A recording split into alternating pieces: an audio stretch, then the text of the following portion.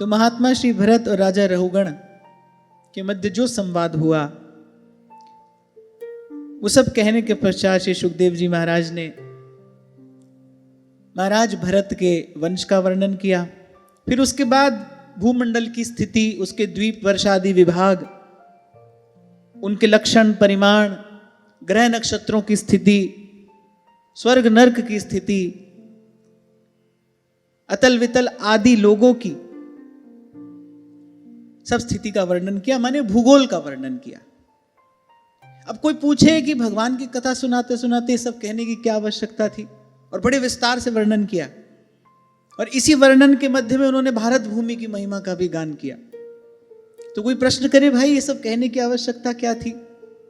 ये सब कहने की आवश्यकता ये थी, महाराज परीक्षित को ये कहा जा रहा है कि परीक्षित तुम विश्व विजयी हो, तुम तो भगवान के भक्त हो, पर कल कोई विश्व विजेता होकर भी ये ना समझ ले कि वो सर्व विजेता है।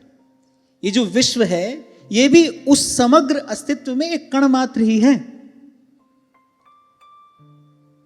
कुछ दिन पहले आपसे मैंने कहा था, जिसको आप उपलब्धि कहते हो, जब वास्तविकता के धरातल पर आकर देखोगे तो अनुभव होगा कि हम भी शूद्र हैं और हमारी उपलब्धि तो शूद्रतम है। अनंत रूप रूपाय विष्णवे प्रभु विष्णवे, इसका विस्तार कितना है, मन बुद्धि से इसका अनुमान भी नहीं लगाया जा सकता। एक बार मुझसे किसी ने प्रश्न किया था, आप कहते हैं कि भगवान का माधुर्य भजनीय है, मैंने भजन भगवान के माधुर्य का करना चाहिए, फिर ये जो भगवान का ऐश्वर्य कहा गया है इसकी उपयोगिता क्या है? भगवान का ऐश्वर्य इसीलिए कहा गया है ताकि जीव को अपनी क्षुद्रता का भान हो सके, उसको अपनी क्षुद्रता का बोध हो सके कि सारे अस्तित्व के सामने हम कितने से हैं, हमारा अस्तित्व है क्या। इसीलिए स्वामी जी कहने के तिनका है, और वो भी बयार के बस। पहले तो तिनका है, क्या होता है तिनका, और फिर वो भी बयार के बस है। या तो जीव माया की प्रबल पवन के अधीन रहता है, और कोई बड़भागी होता है, कोई सौभाग्यशाली होता है जो भगवान के अनुग्रह रूपी पवन के साथ बहता है। पर है तो बस में ना भाई, है तो बयार के बस, तिनका बयार के बस। इस कारण भगवान का यह ऐश्वर्य कहा गया। इस कारण इन अनंत अनंत लोकों का वर्णन श्री सुखदेव जी महाराज ने महाराज परीक्षित के सामने किया। क्या होता है ना भाई, दो चार चीज छोड़ के व्यक्ति को बहुत त्यागी बैरागी होने का अभिमान हो जाता है। जरा सा कुछ छोड़ा, लगा भाई हमने तो बहुत बड़ा त्याग भगवान के लिए कर दिया। आपको मैंने एक बात कही थी, आपको याद हो, एक मधुमेह का रोगी ये कहे भाई मैंने मीठे का त्याग कर दिया, तो कोई उपलब्धि है? ये तो उसकी विवशता थी, और उसने जिस वस्तु का त्याग किया है उससे उसका हित ही तो हो रहा है, उससे उसकी प्राण रक्षा ही तो हो रही है। इसके बदले में अब उसकी पूजा थोड़ी होनी चाहिए। तो उसने बुद्धिमानी का एक निर्णय लिया है, बस, वो भी अपनी प्राण रक्षा के लिए। तो ऐसे हमने जो छोड़ा है वो अनावश्यक है, वो अनर्थ मूलक है, इसीलिए उसका त्याग किया है। उसका अभिमान किस बात का? और उसके बदले में हम ये आशा क्यों करें भाई कोई हमको श्रेष्ठ समझे, कोई हमारी पूजा करे। और जब उदार दृष्टि से आप देखते हो तब लगता है भाई हम क्या हैं, और हम जो कर रहे हैं उसका मूल्य क्या है, कितना है। तो इसलिए श्री सुखदेव जी महाराज ने ये सब बड़े विस्तार से कहा। लेकिन एक बड़ी सुंदर बात यहां हुई, इस सब का वर्णन करते करते श्री सुखदेव जी महाराज भाव विभोर होकर इस पवित्र भारत भूमि की महिमा का वर्णन करते हैं। यहां लिखा है, एतदेव ही देवा गायंती अहो अमीशा किमकारि शोभनम् प्रसन्न एषां स्विदुत स्वयं हरिः यैर्जन्म लब्धं दृशु भारताजिरे मुकुंद सेवौपयिकं स्पृहाहिनः। बोले भारतवर्ष में उत्पन्न हुए मनुष्यों की महिमा देवता गाते हैं। एक बात मैं आपको बड़ी विनम्रता पूर्वक कहना चाहता हूं, संतों ने जो भी कहा है उनकी वाणी से जो भी प्रकट हुआ है वो केवल केवल और केवल सत्य है।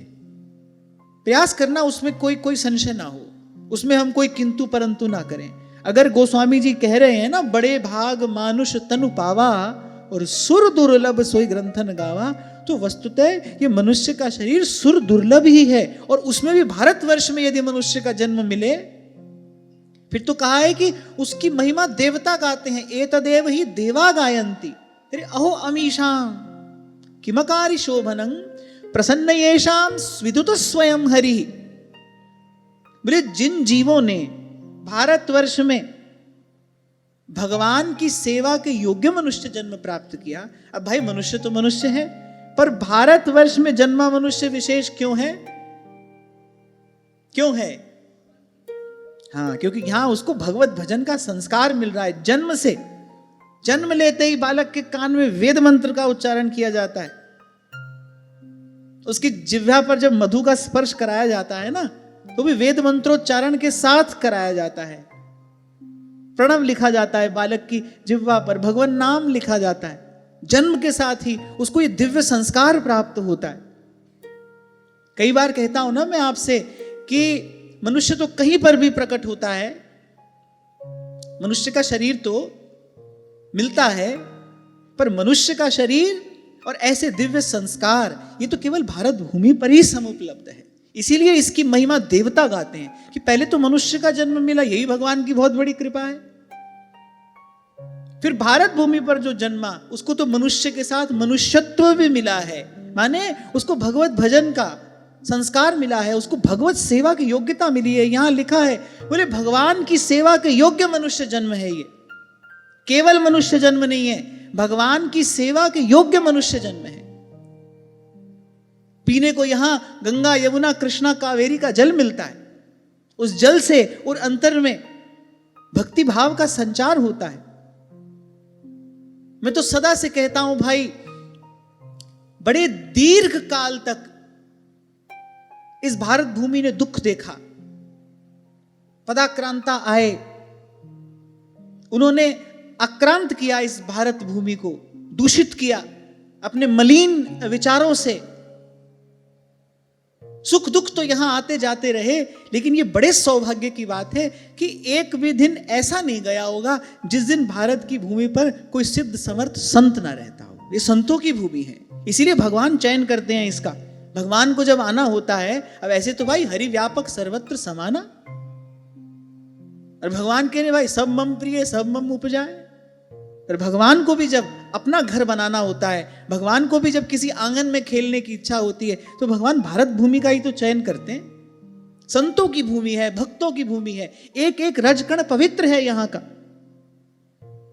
गंगा यमुना की पावन पवित्र जल से सिंचित ये भूमि है।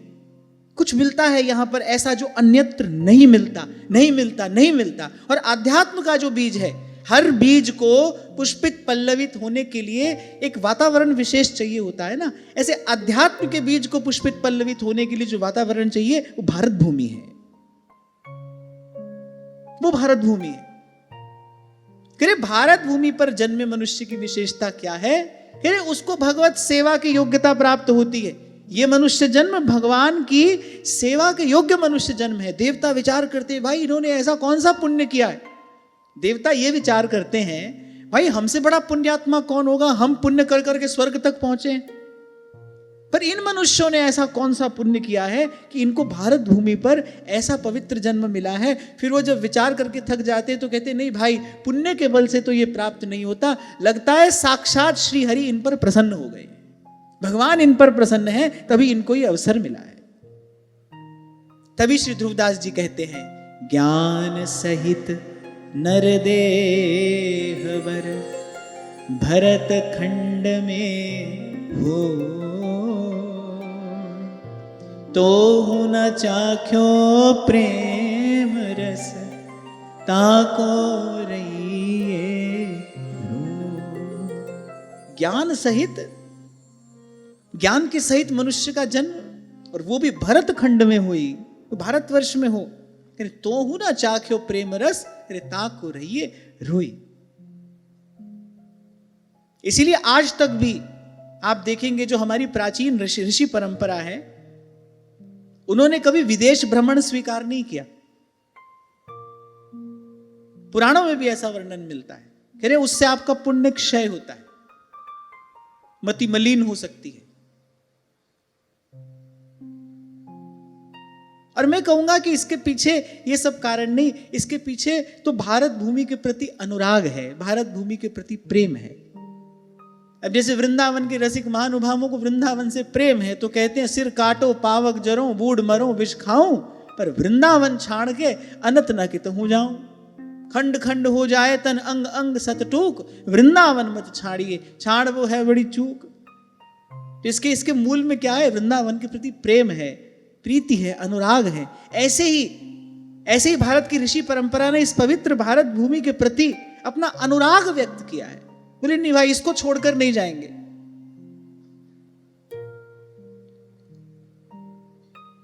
इसीलिए आपको बार बार कहा जाता है भाई भगवान से अब और कुछ मांगना नहीं है, भगवान ने तो सब कुछ दे दिया है।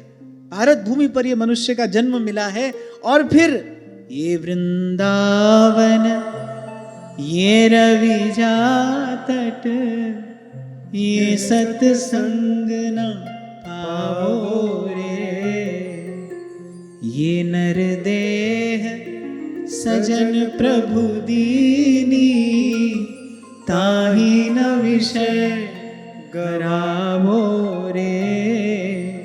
फिर देवता कहते हैं इस परम सौभाग्य के लिए कह रहे तो निरंतर हम भी तरसते हैं।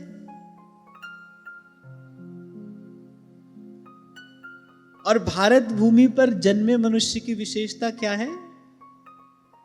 अभी क्या कहा मैंने? उसको भगवान की सेवा के योग्य ये जन्म मिला है। माने भारत भूमि पर मनुष्य का जन्म माने भगवत सेवा की योग्यता, भगवत भजन की योग्यता। अब देखो भगवान ने तो कृपा करके हमको विशेषतम वस्तु प्रदान की, हम उसको कैसे खो रहे हैं, हम उसको कैसे गंवा रहे हैं। आप किसी को प्रेम से एक उपहार दो और आप कुछ समय बाद उसके घर पर जाकर देखो, वो उपहार ऐसे ही अनादर पूर्वक उसने कहीं कोने में फेंक दिया है, उस पर धूल जमी है, आपके हृदय को कैसा लगेगा? आपने तो बड़े प्रेम से उसको एक उपहार दिया और उसने आपके प्रेम से दिए उस उपहार का तनिक भी आदर नहीं किया, उल्टे अनादर ही किया और ऐसे ही एक कोने में कहीं फेंक दिया, धूल जमी है उस पर। ऐसे ही भाई देखो भगवान ने हमको ये विशेष वस्तु दी, भगवान हमसे प्रेम करते हैं, ये भगवान का स्नेह है। उन्होंने हमको भारत भूमि पर मनुष्य का जन्म दिया और हमने देखो इसकी क्या दशा की। इसीलिए सूरदास कहते हैं जिस तन दियो ताहि बिसरायो, जिस तन दियो ताहि बिसरायो, ऐसी नमक हरामी मौसम कौन कुटिल खल का। कहां गंवाया हमने इसको? व्यर्थ के लिए, अनर्थ के लिए। इसका सदुपयोग तो दूर, उपयोग भी नहीं कर पाए, अपितु दुरुपयोग किया। अरे ये तो सिद्धांत है भाई, अवसर का जो सदुपयोग करे उसी को प्रसन्न होकर अवसर पुनः दिया जाता है, श्रेष्ठ अवसर दिया जाता है। 2-4 दिन पहले की बात है, एक बालक ने मुझसे पूछा, बोले आपको सुनकर ऐसे लगता है आप बार बार कहते हैं पहले अपनी आवश्यकता कम करो, फिर आवश्यकता से भी कम थोड़ा लो, इसी को सात्विक जीवन कहते हैं। कह रहे आपसे बार बार यही बात सुनी, तो आपका कहने का तात्पर्य क्या है कि कोई बड़ा काम किसी को भी नहीं करना चाहिए? बालक ने मुझसे ऐसे प्रश्न किया। मैंने कहा एक बात बताओ, बड़ा क्या होता है? क्या होता है बड़ा? जो किसी के लिए छोटा है वो किसी के लिए बड़ा है, और जो किसी के लिए बहुत बड़ा है वो किसी के लिए बहुत छोटा है, क्षुद्र है, तुच्छ है, कुछ भी नहीं है। पुराणों में ऐसा वर्णन मिलता है, पृथ्वी पर आप किसी सुंदरतम स्त्री को देखो और फिर उसके सामने आप अप्सरा को देखो, तो बोले वो सुंदरतम स्त्री उस अप्सरा के सामने तुच्छ क्षुद्र जान पड़ेगी, देखने की भी इच्छा नहीं होगी। क्या होता है सुंदर? कौन होता है सुंदर? अच्छा, और वैसे भी ये तो सब अपनी अपनी मति की गति है। किसी को क्या प्रिय लगता है, किसी को क्या प्रिय लगता है। आप दुकान पर कपड़ा खरीदने जाते हो, एक कपड़ा आपको बड़ा अच्छा लग रहा है, दूसरा व्यक्ति उसको अभी अभी धकेल कर आगे बढ़ा है, उसको वो तनिक भी सुहाता नहीं है। क्या अच्छा है, क्या बुरा है, क्या बड़ा है, क्या छोटा है, ये सब संशयात्मिका बुद्धि के विकार ही तो हैं, और कुछ नहीं है। इसलिए आपसे मैंने कहा था सुंदर तो केवल श्री कृष्ण है। सुंदर की बात आए, सुंदर तो केवल श्री कृष्ण है, प्रभु सुंदर है, सदा सुंदर, सर्वदा सुंदर, सर्वत्र सुंदर, हर स्थिति में सुंदर। लंगोटी पहने हो तो भी बहुत सुंदर है, नख से शिक तक अद्भुत श्रृंगार धारण किया हो तो भी बहुत सुंदर है, तो सुंदर ही सुंदर है, हर स्थिति में सुंदर है। अच्छा, और रूप की विशेषता क्या है? दिने दिने नवम नवम नमामि नंद संभवम। तो मैंने कहा बेटा, ये बात जो कही जाती है ना, वो यहां से मन हटाने के लिए कही गई है। मन को समेटना है, यहां से हटाना है। दो दोष हैं संसार से मिलने वाले सुख में। वो जो तथाकथित सुख है ना, उसमें दो दोष हैं। मिलते ही भले थोड़ी देर के लिए मिले, वो ध्यान से सुनना, चलो मान लो थोड़ी देर के लिए मिलेगा, पर कम से कम जितना मिला है उतना तो रहे। यहां तो ये भी नहीं है, पहली बात तो थोड़ी देर के लिए ही मिला है, निश्चित है ये, और फिर मिलते ही घटना आरंभ हो जाता है, मिलते ही घटना आरंभ हो जाता है। इसलिए संसार के चतुर व्यक्ति कहते हैं beauty is not to be touched but to be admired. क्यों? क्योंकि जैसे आप छुओगे वो घटनी आरंभ हो जाएगी। यहां की जो सो कॉल्ड ब्यूटी है ना, यहां का जो सौंदर्य है वो सदा भयभीत है। यहां का रूप, यहां का गुण, यहां की प्रतिष्ठा, यहां का मान सम्मान, सब कुछ भयभीत है। उसको समाप्त हो जाने का भय है। नहीं तो जो सुंदर है वो तो भाई सुंदर ही है। जैसे मैंने कहा, हमारे ठाकुर जी को आप लंगोटी पहना दो वो भी सुंदर है, नक्शिक श्रृंगार आप उनका कर दो वो तो भी सुंदर है। कुछ किसी वस्तु की आवश्यकता नहीं है, कुछ हो तो भी सुंदर, कुछ ना हो तो भी सुंदर, सुबह शाम उनकी सेवा होती हो तो भी सुंदर है, अब बरसों उनकी ओर न देखो तो भी वो तो सुंदर ही है। ये होता है सुंदर, इसको कहना चाहिए सुंदर। ऐसे ही संसार का हर गुण है, ऐसी संसार की हर एक उपलब्धि है। और मैंने कहा ना, इसमें दो दोष हैं, एक तो थोड़ी देर के लिए ही मिलेगा, अच्छा फिर मिलते ही समाप्त होना शुरू हो जाएगा। और मैं कहता हूं दो नहीं तीन दोष हैं, वैसे तो तीन नहीं अनेक दोष हैं, दोष ही दोष हैं। तीसरा ये कि अपने पीछे बड़ा भारी दुख छोड़कर जाएगा। आया है तो जाएगा, आते ही घटने लगेगा, और जब जाएगा तो पीछे रोना धोना छोड़कर जाएगा। और भगवान की कृपा से संत मिलता है, संत की कृपा से इस सत्य की अनुभूति होती है, और जब इस सत्य की अनुभूति होती है, मन यहां से हटता है, तभी साधना का पूर्व पक्ष सिद्ध होता है, तभी व्यक्ति अपनी आध्यात्मिक यात्रा के योग्य बनता है, उसको आध्यात्मिक अनुभूति की योग्यता प्राप्त होती है, इससे पहले नहीं। महात्मा भरत और राजा रघुगण के संवाद में हमने यही सुना कि आध्यात्मिक अनुभव की योग्यता क्या है। बोले पहले यहां से मन सिमट जाए। आप ये ना समझना यहां अनुभव होगा तो ये छूटेगा, ना ना, सत्संग की कृपा से पहले मन उपराम हो जाता है, संसार से रिक्त हो जाता है, खाली, घट को खाली कीजिए, काढ़ वासना धूर, सुमिरन मोती डालिए फिर कीजे भरपूर। तो भगवान ने तो हमको सब सुविधा दी, सब साधन दिया, सब अवसर हमको प्रदान किया, और हम बहुत हम जन्म बिगाड़े, और अब वो बिगड़ पड़ेगी। अब भी भाई जीवन हाथ से जा ही रहा है। श्री नागरीदास जी गा रहे थे ना, बोले टिक टिक करती घड़ी क्या कह रही है, बोले टेर टेर कर कह रही है कि जीवन हाथ से जा रहा है। उत्तिष्ठत जागृत प्राप्य वरान निबोधत।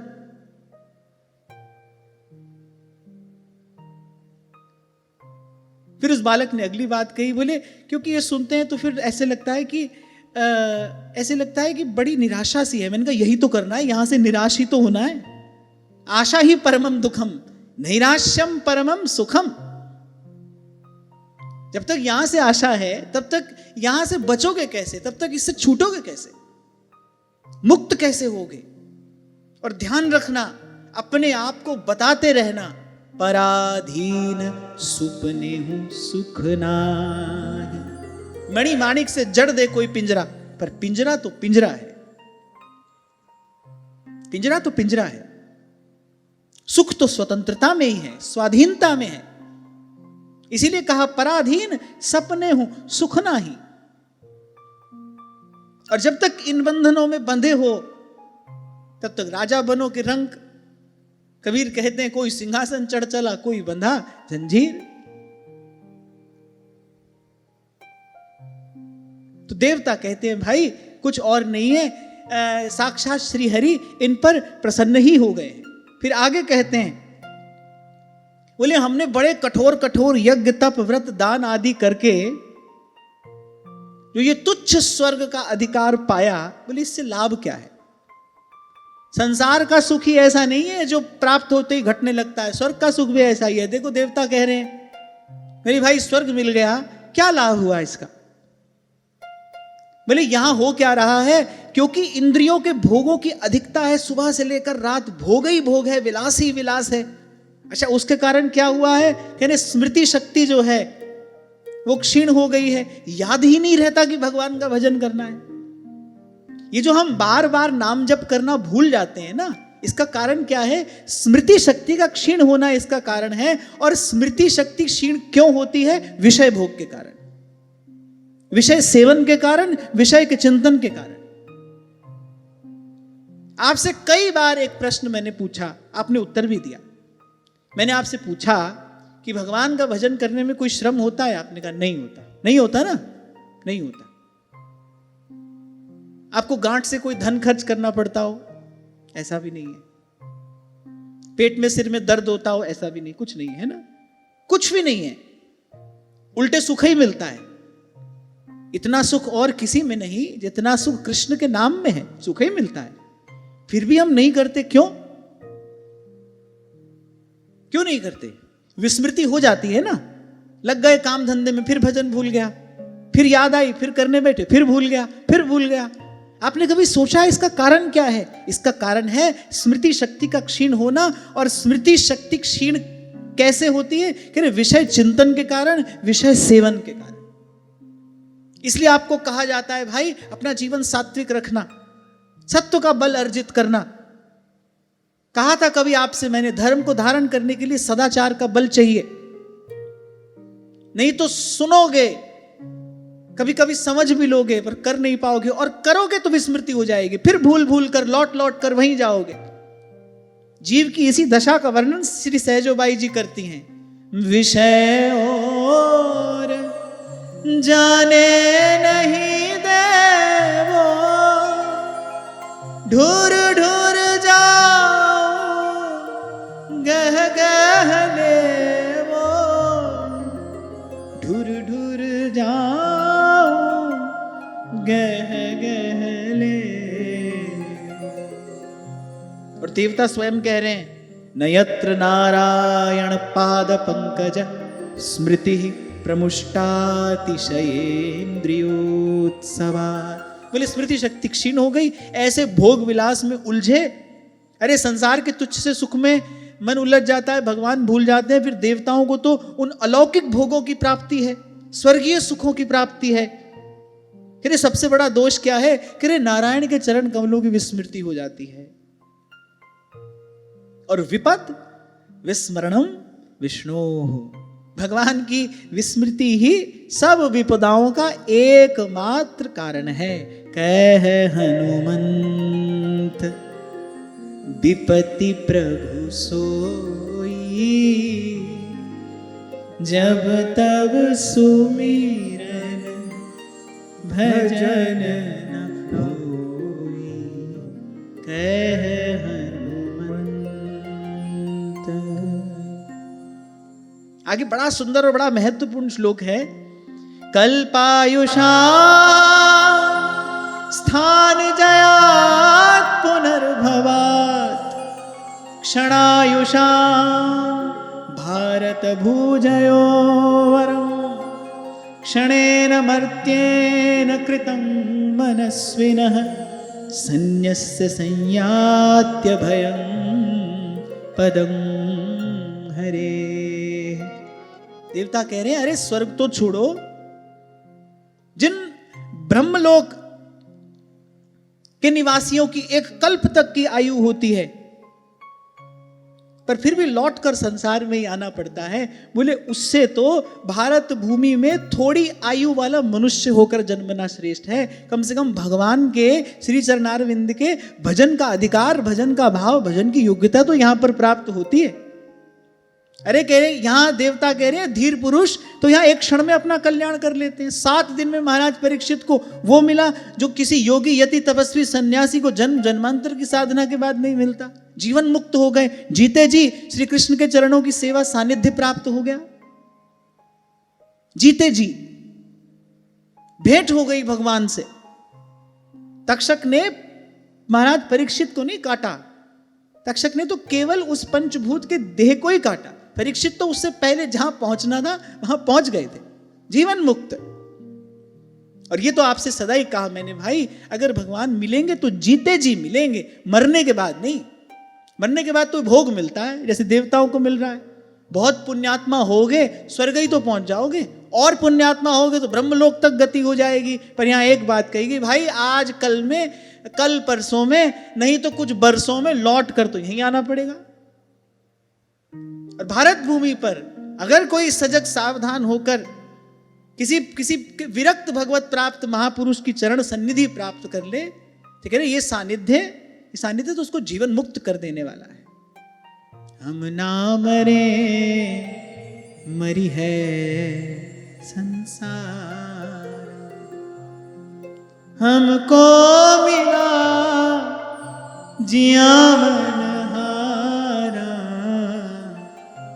हम ना मरे मरी है संसार। बोले यहां तो कोई ऐसी अद्भुत कृपा है भगवत प्रदत्त, कह रहे इस मृत्यु लोक में जन्म लेने वाला, बोले बस कर्म करे, उन कर्मों को भगवान के अर्पण कर दे, बोले अंत में अभय पद प्राप्त कर लेता है, देवताओं द्वारा वंदित होता है। काल के मृत्यु के सर पर पैर रखकर भगवत कृपा प्राप्त कोई जीव भगवान के धाम को जाता है, और सदा सदा के लिए अभय निर्भय। कुछ दिन पहले हम इस निर्भयता पर चर्चा कर रहे थे ना, ये सर्वोच्च उपलब्धि है, निर्भयता, फियरलेसनेस। हरि मरे तो हम मरे, हमरी मरे बला, साचे गुरु का बाल का मरे न मारा जाए, कबीरा मरे न मारा जाए। और ऐसी निर्भयता आप ढूंढो, ना राजा में मिलेगी, ना किसी मंत्री संतरी में मिलेगी, ना नेता अभिनेता में मिलेगी, ना सेठ साहूकार में मिलेगी। ऐसी निर्भयता आपको भगवान के भक्त में मिलेगी। कुंभन दास अकबर की आंख में आंख डालकर कह रहे जाको मुख देखे दुख लागे, ताको करनी पड़ी प्रणाम। थोड़ा खींच तो गया था अकबर,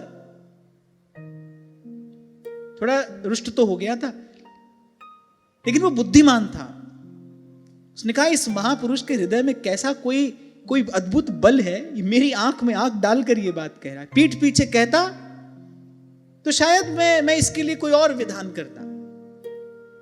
और अकबर ने माना, आप खुदा के बंदे हो, आप साहिब के बंदे हो, माना, उसने स्वीकार किया। हाथ में विष का प्याला है और कैसी निर्भयता है बाईसा के मुख पर। द्वार पर भूखा नाहर खड़ा है, कैसी मंद मुस्कान उनके मुख पर क्रीड़ा कर रही है। आप देखो ऐसी निर्भयता केवल केवल केवल भगवान के भक्त के पास ही आपको मिलेगी, भगवान के भक्त में ही आपको इसका दर्शन होगा। और यही उपलब्धि है, इसी को कहते हैं जीते जी इस देहासक्ति से मुक्त हो जाना। कहा था कभी मैंने आपसे, इच्छा हो अभी और प्राण चले जाएं तो मृत्यु है, और प्राणों के रहते इच्छा चली जाए यही मोक्ष है, यही मुक्ति है। और फिर कहकर आगे बढ़ रहा हूं, ये मुक्ति मिली तो जीते जी मिलेगी। कबीरा जीते भेंटिए, कबीर स्पष्ट कह रहे हैं कि मुए मिले न राम। कभी कभी सही पाठ भी गलत तरीके से पढ़ा दिया जाता है। पढ़ा दिया गया हमको, मरने के बाद ये मिलेगा, मरने के बाद यहां जाएंगे। अरे सब कुछ मरने के बाद ही होना है, फिर इस जीवन की महिमा क्या है? रोने धोने के लिए आए यहां पर? बूढ़े होकर, बीमार होकर, चिंतित होकर, भयभीत होकर मर जाने के लिए आए यहां पर। इसीलिए इतनी महिमा गाई जा रही है मनुष्य शरीर की। जब सब कुछ मरने के ही बाद होना है, फिर जीवन का अर्थ क्या है? जीवन की उपयोगिता क्या है? मरने के बाद कुछ नहीं होगा भाई। मुँहे मिले न राम। और कितनी अद्भुत बात कबीर कह रहे हैं। पारस मणि लोह का स्पर्श करके ही तो उसको स्वर्ण बनाती है, लकड़ी का स्पर्श करके तो सोना नहीं बनाती। तो लोहा तो होना चाहिए ना, ये तो मिनिमम रिक्वायरमेंट है। मान लो भगवत भजन के बिना ये शरीर लोहा ही है, पर गुरु ने नाम रूपी चिंतामणि दिया तो सोना हो जाएगा ना। पर उसके लिए ये तो होना आवश्यक है, तन बिन वेद भजन नहीं बरना। लोहा माटी मिल गया, फिर पारस का क्या काम। जब तक इसको चेतन का स्पर्श है तब तक इससे सब किया जा सकता है। नहीं तो भाई वेक फरीदा, मिट्टी खुली मिट्टी उत्ते मिट्टी डुल्ली, मिट्टी हंसे मिट्टी रोवे, ते अंत मिट्टी दा मिट्टी होवे। फिर तो मिट्टी है।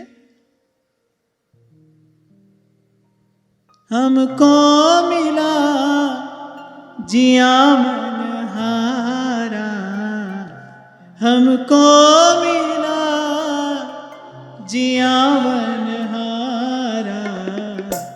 हम ना मरे मरी है संसारा, हम ना मरे मरी है संसारा।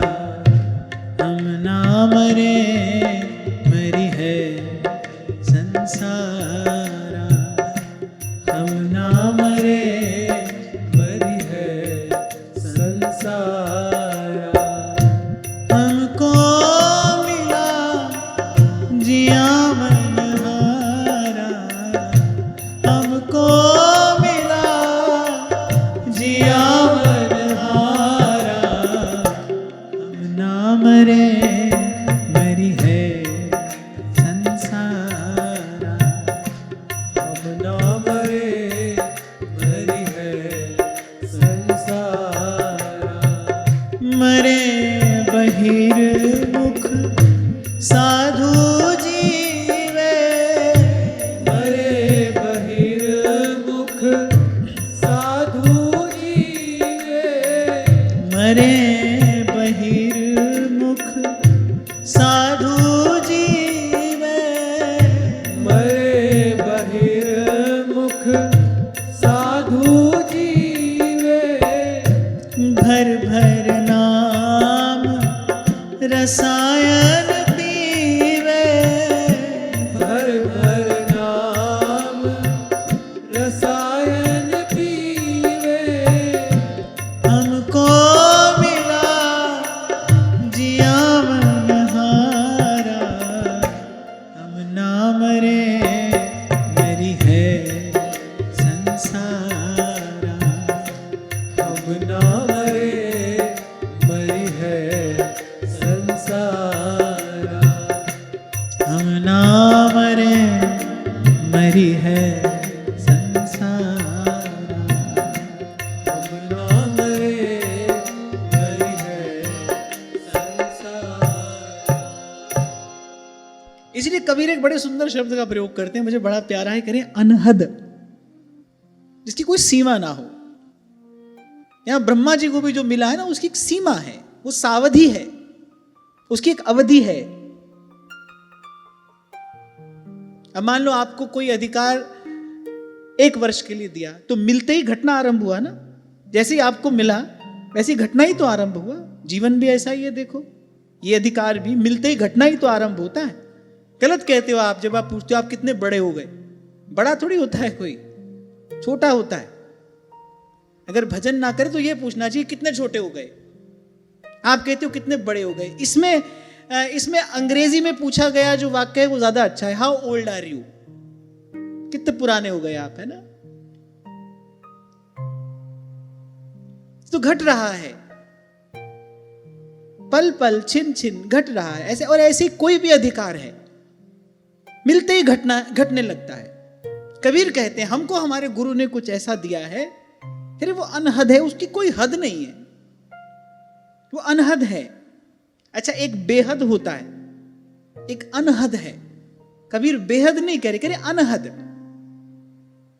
अनहद, हद बेहद से जो पार है, अनहद, उसकी कोई अवधि नहीं है। अपनी अपनी दशा का ही तो वर्णन कबीर कर रहे हैं। अरे भर भर नाम रसायन पीवे, गगन में आवाज हो रही झीनी झीनी, गगन में आवाज हो रही झीनी झीनी। अरे थोड़ा ध्यान से सुनो तो संतों के शब्द में वो अनहद का नाद ही तो बजता है। क्यों प्रिय लगते हैं आपको ये शब्द? जितनी बार गाएं उतनी बार मन को मीठा लगता है, मधुर लगता है, मन को किसी दिव्यता की अनुभूति होती है। You feel something like transcendental every time whenever we sing। जितनी बार आप इसको गाएं उतनी बार आपको वही अनुभव आपका स्पर्श करेगा। क्यों? इन शब्दों में ही तो वो अनहद का नाद है, ये शब्द ही तो नाद ब्रह्म है। इसलिए कबीर कहते संत सबद लग उतरे पार। और ये शब्द यहीं सुनने को मिलता है भारत की इस पवित्र भूमि पर। भगवान का मंदिर तो कहीं भी हो सकता है भाई। और श्री सुखदेव जी महाराज ने वर्णन किया, इस अस्तित्व में अन्यत्र भी भगवान अपने दिव्य रूपों से विराजमान है। अनेक अनेक भक्त उनका पूजन आराधन करते हैं। भारत भूमि विशेष है। क्यों? क्योंकि भाई प्रेमी अनुरागी संत यहां विचरणशील हैं। तो कभी जब देवता विचार करते हैं, अब कोई पूछे देवताओं को इतनी देर की भी सुध आती कैसे है? मैंने तो अपने मन से पूछा था, जहां जहां भगवान के चरण कमलों की स्मृति ही नहीं है, वहां ये इतनी भी बुद्धि देवताओं को कैसे आ जाती है? हाँ, कभी कभी उनको संतों का दर्शन होता है। नारायण नारायण करते कभी कभी तो नारद जी आ जाते हैं।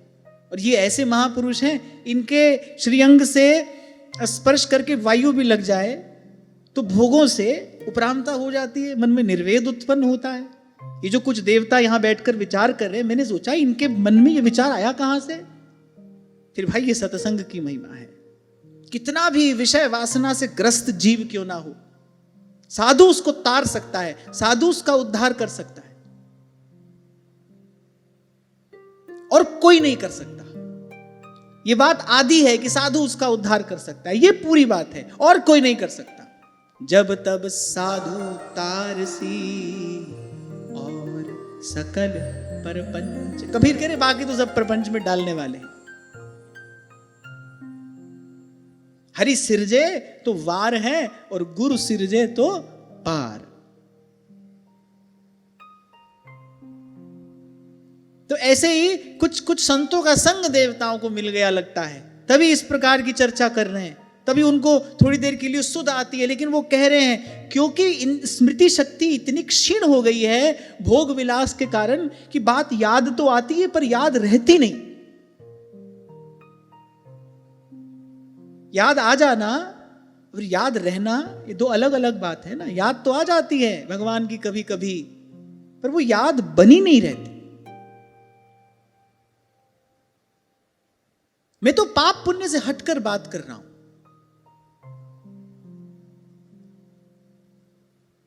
विषय सेवन का दुष्परिणाम क्या है? बस एक ही बात याद रखो भाई, विषय सेवन किया ना भगवान भूल जाएंगे, भगवत विस्मृति हो जाएगी। मैं तो कहता हूं बहुत पाप पुण्य के द्वंद्व में भी अपना मन लगाने की आवश्यकता नहीं है। एक ही दुष्परिणाम है, विषय के सेवन से क्या होगा? भगवत विस्मृति हो जाएगी और भगवान भूले और सब विपदा सिर पर टूटी। विपत्ति प्रभु सोई, कह हनुमंत विपत्ति प्रभु सोई, जब तब सुमिरन भजन ना होई। अच्छा, फिर वो माया से मोहित मन जो है, वो जो विकृत बुद्धि है, वो क्या करेगी? बोले वो इस अनर्थ में लगाएगी, यहीं पर सुख बुद्धि होने लगेगी। लगेगा जैसे हाँ हाँ हाँ यही सब कुछ मिलेगा, इसी से बंध जाओगे। और जो खुद ही बंधन स्वीकार कर ले उसको मुक्त कौन कराएगा भाई। और दूसरी विडंबना यह है जो बंधन में ही सुख माने वो तो कभी बंधन से मुक्त हो ही नहीं सकता। जो बंधन को ही सुख माने, इसकी बंधन में सुख बुद्धि हो जाए, आप कहोगे ऐसा कैसे हो सकता है? भगवान की माया ऐसा करा सकती है। किसी पंछी को आप जन्म लेते ही पिंजरे में रख दो, कुछ काल तक आप उसको पिंजरे में ही रखो, उसके बाद आप खोल दो पिंजरा, वो उड़ेगा नहीं, क्योंकि वो उड़ना जानता नहीं है। ये तो मैंने प्रत्यक्ष देखा है। किसी की इच्छा हुई कि कुछ पंछियों को पिंजरे से स्वतंत्र कर दिया जाए, ये अच्छा कार्य है, कर देना चाहिए। अब कुछ पंछी वो ले आए, पिंजरा खोल दिया, पंछी बाहर जाए ही नहीं। उन्होंने उस पिंजरे को ही सत्य समझ लिया है।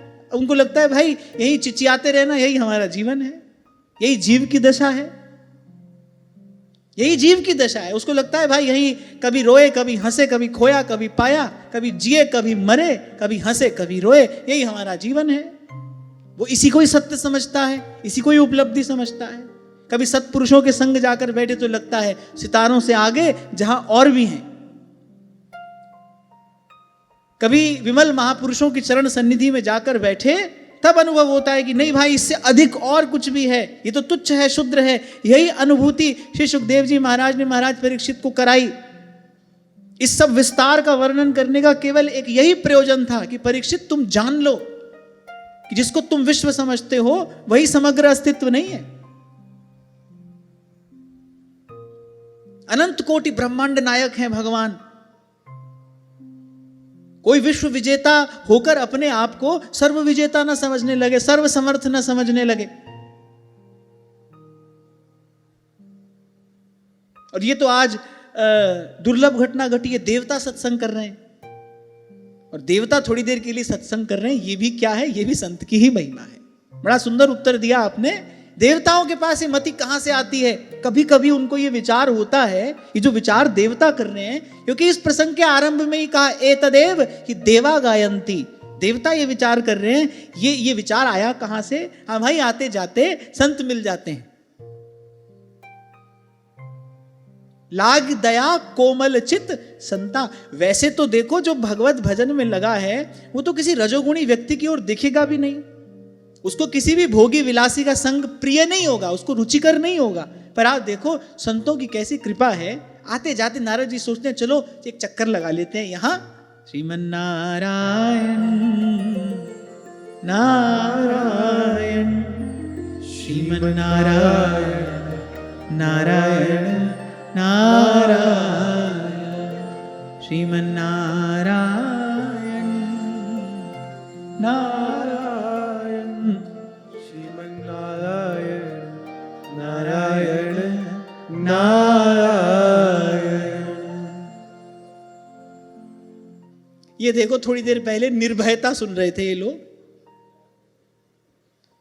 बिल्ली का बच्चा आया और कूद रहे। ले बताओ, यही कह रहा था मैं आपको, भगवान दिखा रहे हैं आपको। सुनना एक बात है, थोड़ा समझ लिया दूसरी बात है। तो जीवन में तो आए। ये बेचारा नन्हा सा बिल्ली का बच्चा क्या कर लेता तुम्हारा? ये जो तुम कूदे फांदे, ये जो आपने अपनी निर्भयता का सुंदर परिचय दिया। इसलिए दूर नगरी, बड़ी दूर नगरी, कैसे आऊं रे कन्हाई, कैसे आऊं रे कन्हाई, तेरी गोकुल नगरी, बड़ी दूर नगरी। अच्छा, आश्चर्य की बात है कि माताएं बहनें तो उनकी प्रतिक्रिया तो समझ में आती है। ये जो भाई बंधु यहां बैठे हैं ये भी ऐसे ही थे। हाँ भाई, भय तो सबको ही लगता है, निर्भयता तो भगवान के भजन से ही आती है भाई। और आज के प्रसंग में ये घटना ये आपको बता रहा है विषय सेवन से क्या होगा। विषय सेवन से यही होगा, स्मृति शक्ति क्षीण होगी, ओज तेज बल घट जाएगा। थोड़ी सी प्रतिकूलता आपको विचलित कर देगी। यहां केवल ये बताया जा रहा है, भगवान ने दिखाया आपको। थोड़ी सी प्रतिकूलता आपको विचलित कर देगी, आप स्थिर नहीं रह पाओगे, आसन के पक्के कैसे रहोगे। चलो खैर, हम तो फिर देवताओं के पास चले। संतों को दया आती है, संत आते हैं, यद्यपि वो भोगी है, विलासी हैं, संतों को उनका संग क्यों कर रुचिकर होने लगा, पर फिर भी संत कृपा करके आते हैं। लागी दया कोमलचित संता, और वो कुछ क्षण के संग से बुद्धि शुद्ध होती है। ये जो चर्चा हो रही है तो शुद्ध बुद्धि का परिणाम है ना। ये देवता लोग जो चर्चा कर रहे हैं, ये शुद्ध बुद्धि का परिणाम है। आगे कहा, नयत्र वैकुंठ कथा सुधा। ये 6-7 श्लोक इस अध्याय के मुझे अतिशय प्रिय है। नयत्र वैकुंठ कथा सुधा पगा, न साधवो भागवतास्तदाश्रयाः, न यत्र यज्ञेषु मखामहोत्सवाः, सुरेश लोकोऽपि न वै ससेव्यता। जहां भगवत कथा की अमृतमयी सरिता नहीं बहती, और प्रत्येक नदी का कोई उद्गम स्थान होता है ना, किसी नदी का कहीं ना कहीं से उद्गम होता है। गंगा जी का गंगोत्री से, श्री यमुना जी का यमुनोत्री से। कह रहे भगवत कथा का उद्गम स्थान क्या है? संत हैं, भगवान के भक्त हैं। कह रहे जहां भगवत कथा की अमृतमय सरिता नहीं बहती, जिस स्थान पर उस सरिता के उद्गम स्थल स्वरूप संत भक्त निवास नहीं करते, और जहां नृत्य गीत आदि समारोह के साथ भगवान के दिव्य दिव्य उत्सव नहीं मनाए जाते, बोले चाहे ब्रह्मलोक ही क्यों ना हो, उसका सेवन नहीं करना चाहिए। सुरेश लोकोपि न वै ससेव्यताम। बड़ा सुंदर श्लोक है। न यत्र वैकुंठ कथा सुधापगा, न साधवो भागवतास्तदाश्रयाः, न यत्र यज्ञेश मखा महोत्सवाः, सुरेश लोकोपि न वै ससेव्यताम। और हमको तो एक प्रकार से भगवान ने बिल्कुल अपने हृदय में ही बिठाया है। व्यास जी कहते हैं कि राधा मोहन को निज मंदिर महाप्रलय नहीं जात। अरे श्री जी ने कृपा करके इतना बानक बना दिया हो, फिर तो ध्रुवदास जी कहते हैं, बस के वृंदाविपिन में इतनो बड़ो सयान, युगल चरण के भजन बिन निमिख न दीजय जान, कृष्ण दीजय जान। बोले भगवत प्राप्ति के अनुकूल सब सुविधा सामग्री साधन से संपन्न जिसने भारत भूमि में मनुष्य जन्म पाया है, और उसके बाद भी अगर संसार चक्र से निकलने का प्रयास नहीं करता, फिर तो ध्रुवदास जी कह रहे हैं, ताको रहिए तब तो ना चाख्यो प्रेम रस, करे ताको रहिए रोए। कह रहे हैं ना रस खान, कहा रस खान भय संपत्ति सुमार महा, कहा तन जोगी है लगाए अंग छार को, कहा साधे पंचानल, कहा सोए बीच जल, कहा जीत लियो राज सिंधु आर पार को, जब बार बार व्रत संयम 1000, वेद गाए 20 बार, अरे बूझत लबार को, सोई है गवार जिसकी ओ नहीं प्यार, नहीं पायो दरबार या नंद के कुमार। काम से रूप प्रताप दिनेश से, सोम से सील गणेश से माने, हरिचंद से सांचे विधि से बड़े, मगवा से महीप विषय सुख साने, सुख से मुनि सारद से वक्ता, चिरजीवी लोमस्ते अधिकाने, अरे एते भय तो कहा तुलसी, जो पे जान की जीवन राम न जाने। अरे यहां जन्म पाकर अरे भगवान ने सब बानक बना दिया। मानुष तन वृंदा विपिन रसिकन संग विवि रूप। तुलसीदास जी कहते हैं इतना बानक बन जाए फिर कोई और विचार न करना, सकल सयानप छाड़ भज, दुर्लभ है यह बात। देखो विषय सेवन के कारण मंदमती हो गए हम, बुद्धि में ऐसी जड़ता आई, ये सब सुन रहे हैं लेकिन फिर भी अपने इस अमूल्य जीवन की महिमा समझ नहीं पा रहे। सब सुन रहे हैं, पढ़ भी लिया सुन भी लिया, और एक बार नहीं अनेक बार पढ़ सुन लिया, फिर भी लिप्त उसी में है, लगे उसी में है, उसी से लिपटे हैं और उसी से लिपटे रहना चाहते हैं।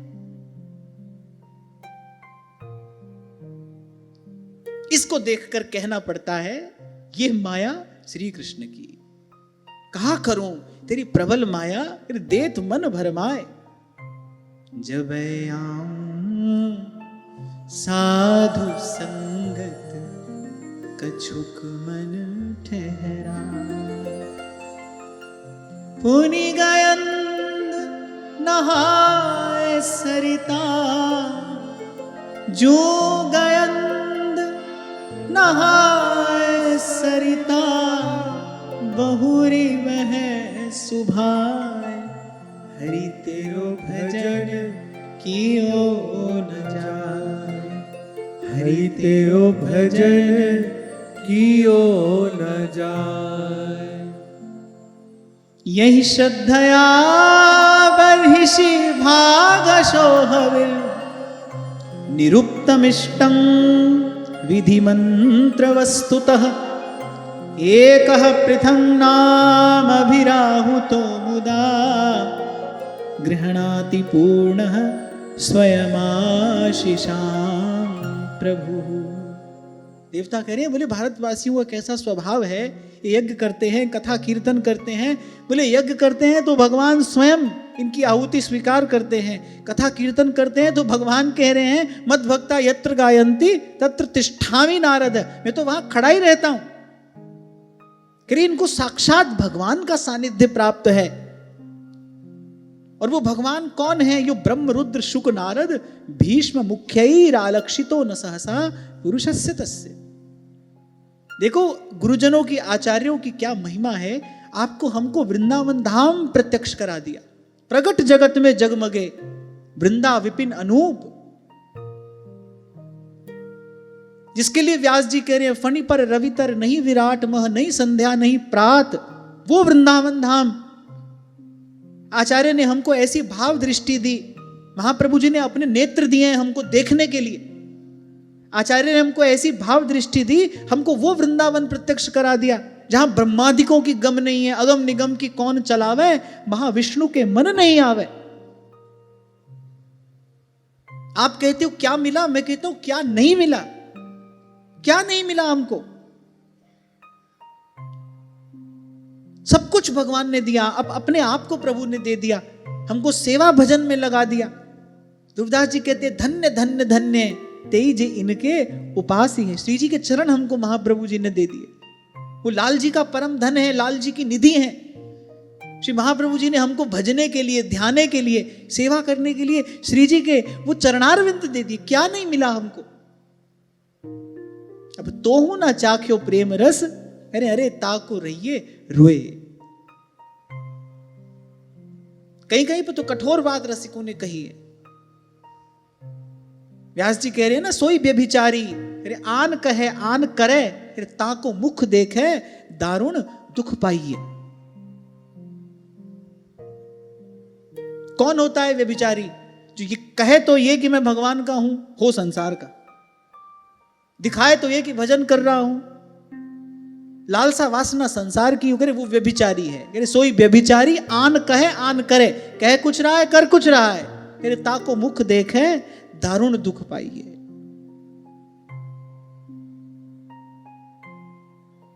आज जो श्रवण किया, अब जब जाकर थोड़ा चिंतन मनन करोगे तो आपका मन स्वीकार करे क्या नहीं मिला हमको। सब कुछ दे दिया प्रभु ने, हर बालक हमारे लिए बना दिया, सब सुविधा साधन सामग्री भगवान ने हमको दे दी हमारे कल्याण की। अब हमारे से बस इतना हो, युगल चरण के भजन बिन निमिष न दीजे जा। फिर आगे एक और बड़ी सुंदर बात कही, बोली तो ठीक है भगवान से जो मांगे भगवान दे देते हैं। ऐसा थोड़ी कि भगवान केवल निष्काम भक्तों के ही हैं, भगवान ने तो सकाम को भी अपना भक्त माना है। आर्त अर्थार्थी इसको भी भगवान ने अपना भक्त माना है। संसार के दुख से कोई घबरा कर आए भगवान की शरण ले, अब यद्यपि वो संसार के दुख से घबरा कर आया है, भगवान अपना ही मान रहे हैं। यहां तक कि अर्थार्थी धन ऐश्वर्य आदि के लिए भी कोई भगवान का भजन करे तो भगवान करे कोई बात नहीं भाई, हमारा भक्त ही है, हमारा भजन कर रहा है ना। फिर जिज्ञासु और ज्ञानी तो भगवान का आत्मा है ही। पर यहां एक बड़ी सुंदर बात कही, स्वयं विधत्ते भजतामनिच्छता इच्छापि धानम निज पाद पल्लवम। बोले दे तो देते हैं भगवान, पर कोई निष्काम भाव से अगर भगवान का भजन करे तो बोले सबसे पहले क्या करेंगे भगवान, अन्य सब इच्छाओं को समाप्त कर देंगे और फिर तेरे साक्षात अपने चरण कमल ही दे देते हैं भगवान। आप पर हम पर साधारण कृपा नहीं है, विशेष कृपा, ये कृपा का अतिरेक है। श्री महाप्रभु जी ने अपना जीवन धन हमको प्रदान किया। जैसे ही हम महाप्रभु जी की चरण शरण में आए, ऐसे हमको श्री प्रिया जी के चरणारविंद के भजन का अधिकार प्राप्त हो गया।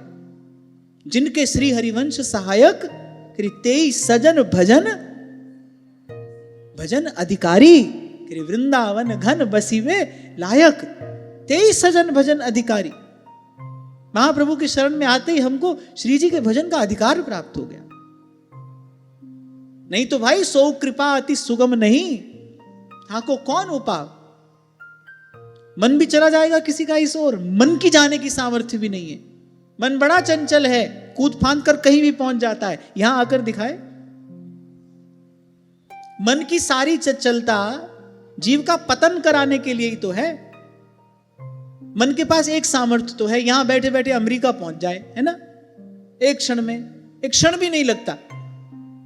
मन गति चंचल सबनते, लेकिन लेकर कहां जाता है मन हमको, संसार में ही तो भरमाता है। मैं तो कई बार विचार करता हूं, अगर भजन में बैठा बैठा मन संसार में घूम सकता है तो फिर संसार में लगा लगा भगवान का भजन भी तो कर सकता है। ये तो मन की योग्यता है ना, कि आप कहीं हो तो वो कहीं हो सकता है। तो आप अगर संसार में हो, व्यवहार में हो, तो फिर मन के पास तो योग्यता है, सामर्थ्य है। वो आप संसार व्यवहार में हो पर वो तो भगवान के चरणों में रह सकता है, पर ऐसा करता तो नहीं मन। ये तो गुरुजनों की, संतजनों की, तो आचार्यों की कृपा है, उन्होंने हमारे लिए बानक बनाया। और मैं तीसरी बार ये बात कह रहा हूं, तोहू ना चाख्यो प्रेम रस, अरे ताको रहिए रोए।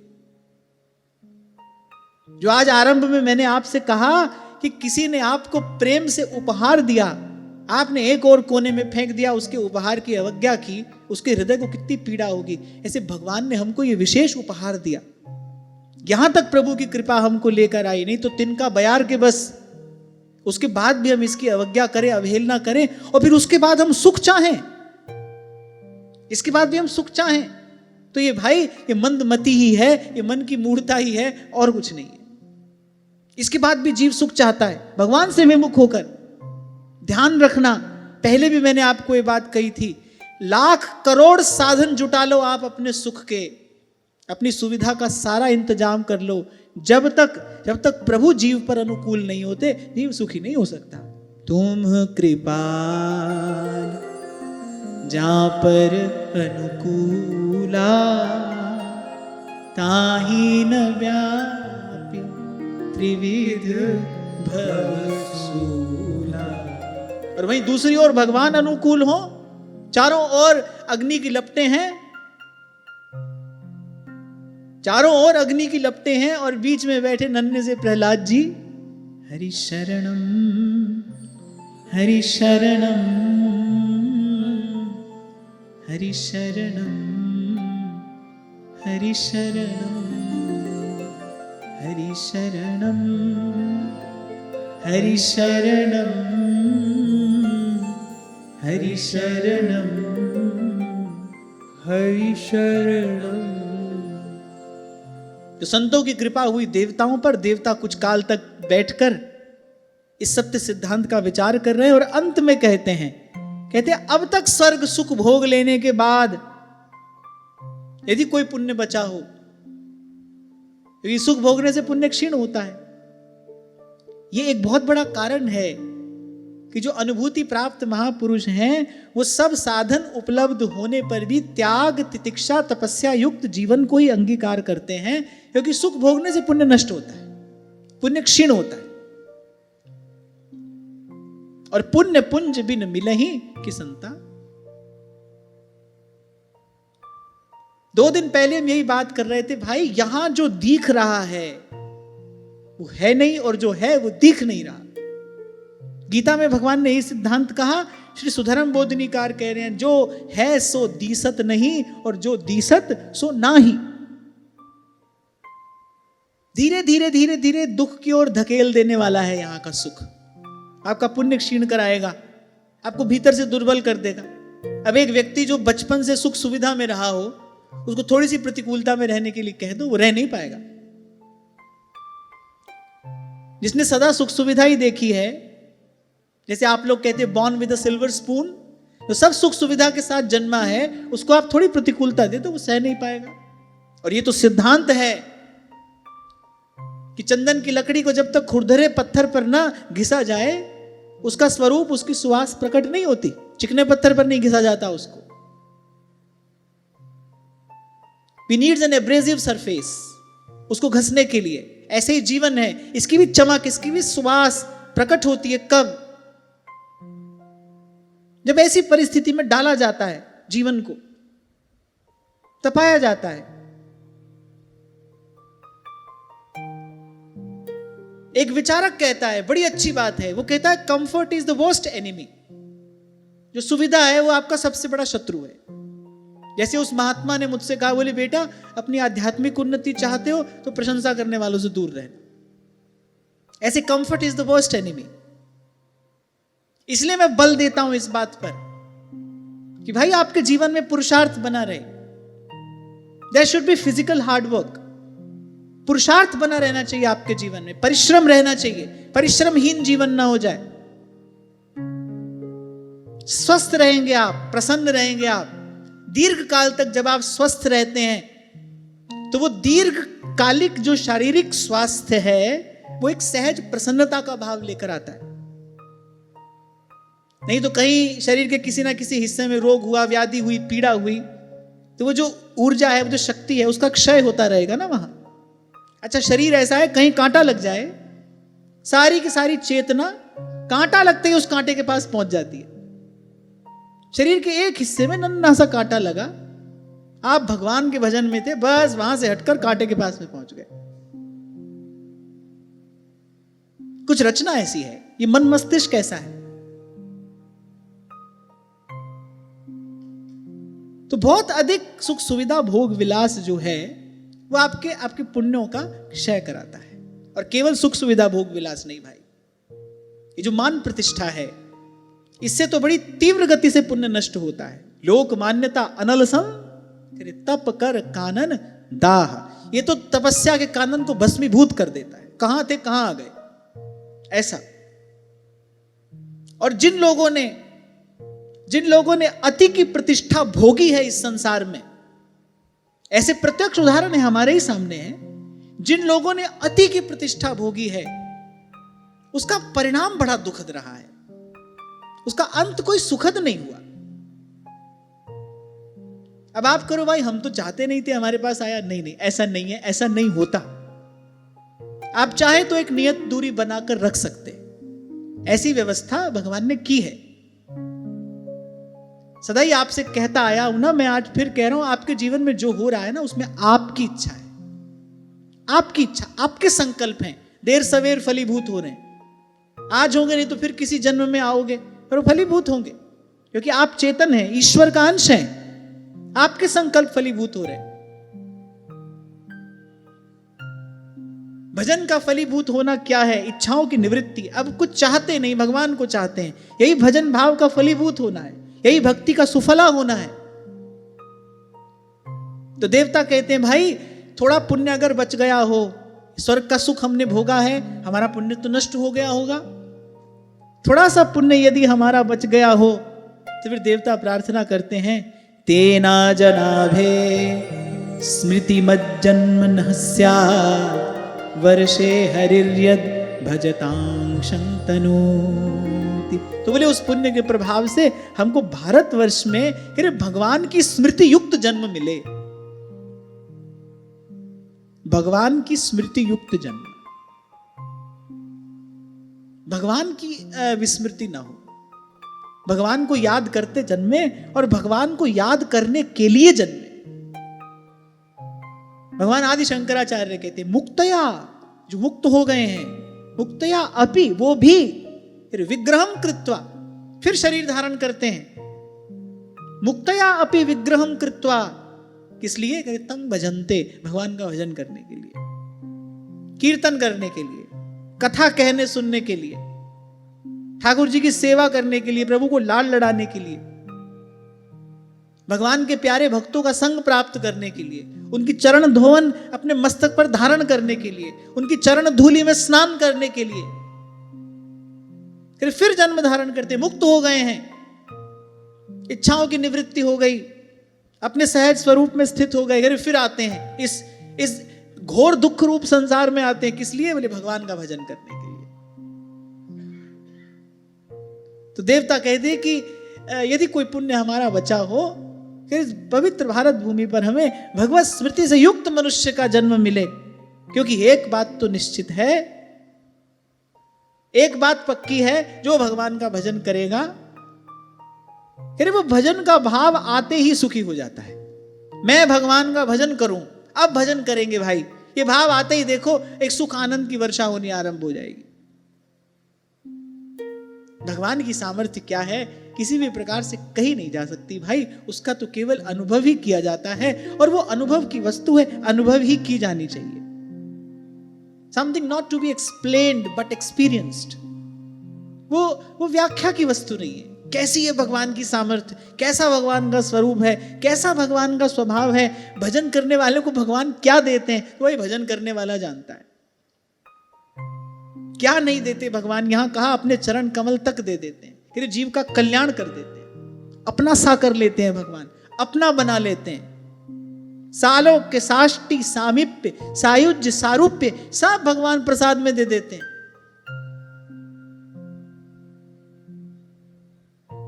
अरे और तो और अपने आप को ही दे देते हैं, अधीन हो जाते, अहम भक्त पराधीन, अधीन हो जाते हैं भक्त के। और फिर ध्रुवदास जी कहते हैं, ऐसे रसिक किशोर प्रभु जिन न भजे मन लाय, पशु पंछी ताको सवै मानत अपनो राय। इस पंक्ति का अर्थ क्या हुआ? पशु पंछी ताको सवै मानत अपनो राय। क्या अर्थ हुआ? हाँ, पशु पक्षी उसको अपना राजा समझते हैं। और पशु भी कोई बढ़िया वाले मत समझ लेना, गधा से ही शुरू करना। और पक्षी माने कौवा। अरे पशु पंछी ताको सबे मानत अपनो राय, ऐसे रसिक किशोर प्रभु। अच्छा, गोस्वामी जी तो और कहते हैं, अस प्रभु छाड़ी भजहि जे आना, ते नर पशु बिन पूछ बिसाना, अस प्रभु छाड़ भजले सिरजनहार, सुघर तन पाए के। संत कह रहे भैया मौका मिला है, भजले सिरजनहार, सुघर तन पाए के। अरे काहे रहो अचेत, कहाँ यह अवसर पई हो। संत कह रहे भैया ये अवसर फिर कहाँ मिलेगा, फिर क्यों अचेत पड़े हो। काहे रहो अचेत, कहाँ यह अवसर पई हो, फिर नहीं ऐसी देह बहुरी पाछे पछतई हो। 1,84 जोन में मानुष जन्म अनूप, ताहि पाए नर चेतत नाही, कहाँ रंक कहाँ भूप, सुघर तन पाए के। अरे भजले सिरजनहार, सुघर तन पाए। गर्भवास में रयो कयो मैं, भजी हो तो ही। अच्छा देखो, कपट किया जीव ने भगवान के साथ, वचन दिया था प्रभु यहां से मुझे बाहर निकालो, भजन करूंगा। गर्भवास में रयो कयो मैं, भजी हो तो ही, निस दिन सुमिरो राम कष्ट ते काढ़ो मोही। चरणन ध्यान लगाए के रहो नाम लोलाय। और ठाकुर जी से क्या कहा था? तनिक न तोहे बिसारी हो, ये तन रहे के जाए, सुघर तन पाए के। अरे भजले सिरजनहार, सुघर तन पाए के। बोले एक क्षण भी भूलूंगा नहीं प्रभु आपको, ये तन रहे कि जाए। ऐसा वचन भगवान को दिया। और सबसे पहला कार्य संसार में आते ही क्या किया? भगवान को भूला। प्रथम कार्य जो जीव करता है इस संसार में आते ही, वो क्या करता है? भगवत विस्मृति, भगवान को भूला। इतना कियो करार काढ़ गुरु बाहर कीन्हा। अच्छा बोले जीव ने इतना करार किया, वचन दिया भगवान को, बोले काढ़ गुरु बाहर कीना। क्या अर्थ हुआ यहां? जीव संसार में जब आता है तो पंचभूतों में से कौन सा भूत कारक होता है? वायु, पवन। पवन गुरु पानी पिता, माता तरत महत। उस समय भी वो जो अपने आप को माता कह रही है वो समर्थ नहीं है, माता के हाथ में कुछ नहीं है। उस समय भी जीव की दशा पर दया किसको आती है? गुरु को ही आती है। वहीं गर्भ में ही जीव पर दया कौन कर रहा है? फिर गुरु ही कर रहा है। माता के हाथ में क्या है? यदि माता के ही हाथ में हो तो फिर सब बालक सदा स्वस्थ ही पैदा हो, समय पर हो, स्वस्थ हो, बिना पीड़ा और कष्ट के हो। माता के हाथ में कुछ नहीं है। उस समय भी जीव की दशा देखकर गुरु को ही दया आती है। पवन गुरु पाणी पिता, माता तरत महत। दिवस रात दोए दाई दया, खेले सगल जगत। सतनाम सतनाम। इसलिए महाराज कहते पवन गुरु। गुरु थोड़ी देर के लिए जल के बिना भी कोई रह जाए, पर एक क्षण भी पवन के बिना नहीं रह सकता। वस्तुतः जो जीवन है तो गुरु है तो जीवन है। गुरु के बिना कैसा जीवन? गुरु के बिना तो भाई कर्म का बोझ ढोना है, पशु भी ढोता है। मनुष्य में जो मनुष्यत्व है वो तो गुरु के स्पर्श से ही आता है ना, गुरु के सानिध्य से ही आता है। इतना कियो करार काढ़ गुरु बाहर कीन्हा, भूल गयो वह बात भयो माया आधीना।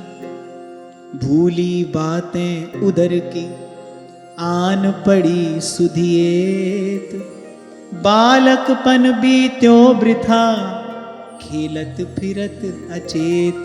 सुघर तन पाए के अरे भजले सिरजनहार, सुघर तन पाए के। फिर ऐसे ही बालकपन खेलते कूदते बीत गया। विषया बान समान देह जो बन मद माते, चलत निहारत छाह तमक के बोलत बातें। चोबा चंदन लाए के पहरे बसन रंगाए, गली गली झांकत फिरे परतीय लख मुस्काए। सुघर तन पाए के। बोले ऐसा ऐसा सुंदर मनुष्य जन्म पाकर, ऐसा जीवन पाकर किया क्या? बोले ये किया। चोबा चंदन लाए के पहरे बसन रंगाए, गली गली झांकत फिरे परतीय लख मुस्काए। सुघर तन पाए के अरे भजले सिरजनहार, सुघर तन पाए के। हलचल होती है ना संत की वाणी सुनकर। इसीलिए आपसे कह रहा था भाई, ये संत के शब्द ही तो अनहद का नाद है, यही तो नाद ब्रह्म है, यही तो जीव को जगाने वाला है, यही तो जीव को इस मार्ग पर चलाने वाला है, यही जीव को पहुंचाने वाला है। अक्षर धुर की पालकी आई रसिकन लैन, जो चढ़ेगा वो पार पहुंचेगा। संत के शब्द लग जाएं तो जीव का कल्याण हो ही जाता है, हो ही जाता है। तो यहां कह रहे ऐसा सुंदर देह पाकर और किया क्या, कह रहे इस हाड मांस के पुतले को सजाया संवारा। कैसे, करे चोबा चंदन लाए के और पहरे बसन रंगाए। एक वस्त्र होता है, कहते हैं उसका रंग क्या है, कह रहे खुद रंग है। खुद रंग माने जो वस्त्र का रंग होता है ना, जब बुना जाता है वस्त्र को, माने उसको उस पर किसी भी प्रकार का कोई प्रोसीजर, कोई ट्रीटमेंट नहीं किया गया। अनप्रोसेस्ड, ऑर्गेनिक, खुद रंग। पता है खुद रंग का रंग कैसा होता है?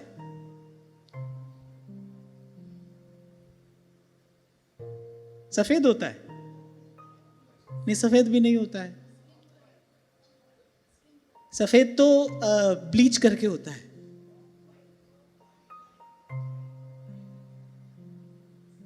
उस वस्त्र को कहते भी क्या है पता है? कोरा, अनछुआ है, उसके साथ कुछ भी छेड़छाड़ नहीं की गई। कैसा होता है? ऐसा होता है। इसको कहते हैं खुद रंग, इसके साथ कोई छेड़छाड़ नहीं की गई। पहले कपास से इस धागा बुना गया, फिर ताने बाने से इस वस्त्र को बुना गया, इसके साथ कोई छेड़छाड़ नहीं, इस पर कोई रंग चढ़ाया नहीं गया है। आप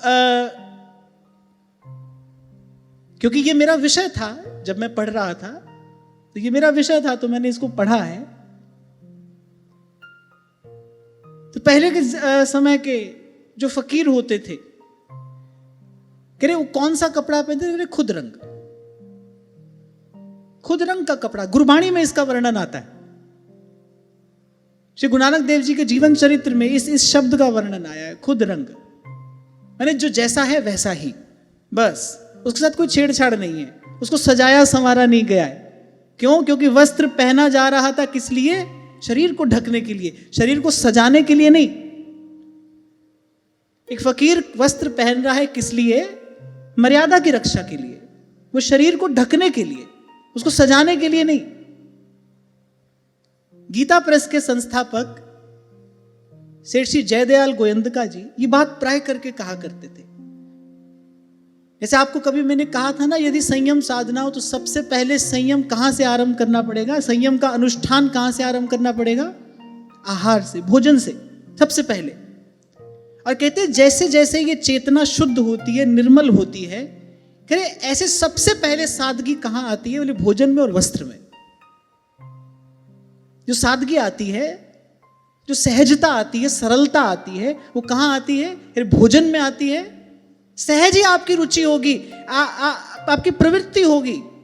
आप किसी के कहने से वो नहीं कर रहे। जब भजन भावना फलीभूत होती है, परिपक्व होती है, जब जैसे जैसे चेतना निर्मल उज्जवल होती है, सत्य के निकट पहुंचती है, ऐसे कुछ परिवर्तन आपके उर अंतर में सहज आता है। पहले आपको किसी प्रकार का आहार अच्छा लगता था, अब किसी प्रकार का आहार अच्छा लगता है, सात्विक। और आयुर्वेद का कोई ग्रंथ कभी पढ़ना, उसमें सात्विक, राजसिक, तामसिक सब बताया गया है। ऋतुचर्या में बताया जाता है ये सात्विक है, ये राजसिक है, ये तामसिक है। जब प्याज लहसुन की भी बात आती है तो कोई पाप पुण्य वाली बात नहीं है। वहां पर सत्व, रज और तम का भेद है, और कुछ नहीं है। हाँ, आपको अगर जीवन सात्विक बनाना है तो भाई आप उससे विपरीत वस्तु ग्रहण करोगे तो विक्षेप ही तो उत्पन्न होगा, बस इतनी सी बात है, और कुछ नहीं। चोबा चंदन लाए के पहरे बसन रंगाए, गली गली झांकत फिरे परती लख मुस्काए, सुघर तन पाए के अरे भजले सिरजनहार, सुघर तन पाए के। और वैसे भी भाई बहुत अपने आप को व्यक्ति सजाए तो वो अपने देखने के लिए तो सजाता नहीं है। आप कैसे लग रहे हैं तो आपको अपनी आंख से दिखाई पड़ता ही नहीं है। अपने लिए व्यक्ति नहीं सजाता है स्वयं को। व्यवहार की बात हम कर रहे हैं, किसके लिए सजाता है? दूसरा हमको देखे, और केवल देखे नहीं, हमारी ओर आकर्षित हो। हमारी ओर आकर्षित हो। तो जब व्यक्ति लगा ही संसार को अपनी ओर आकर्षित करने में है, कहां से भगवान का भजन कर लेगा भाई? कैसे हो जाएगा भगवान का भजन? अच्छा, इन सब गलियों से होकर आए हैं ना, इसीलिए संतों गुरुजनों की कृपा से थोड़ा थोड़ा अनुभव है। अब बात समझ में आती है, आ रही है, अच्छे से समझ में आ रही है। तरुणापन गई बीत बुढ़ापा आन तुलाने, कांपन लाग्यो शीस चलत दो चरण पिराने, नैन नाक चूवन लगे। कबीर जी कह रहे हैं, नैन नाक चूवन लगे, मुख ते आवत बास, कफ पित घेरे कंठ सब, छुट गई घर की आस, सुघर तन पाए के। अरे भजले सिरजनहार, सुघर तन पाए के। मात पिता सुत नार कहो का के संग जाई, तन धन घर और काम धाम सब ही छुट जाई। आखिर काल घसीटी है, परी हो जम के फंद, बिन सतगुर नहीं बाची हो, समझ देख मति मंद, सुघर तन पाए के। अरे भजले सिरजनहार, सुघर तन पाए के। अंत में 4 पंक्तियां बड़ी सुंदर कबीर जी कहते हैं, सुफल होत यह देह नेह, सतगुर सो की जय, मुक्ति मार्ग जान चरण सतगुरु चित दीजै। नाम गहो निर्भय रहो, तनिक न व्यापै पीर, ये लीला है मुक्ति की, गावत दास कबीर, सुघर तन पाए के। अरे भजले सिरजनहार, सुघर तन पाए के। अरे भजले सिरजनहार, सुघर तन पाए के।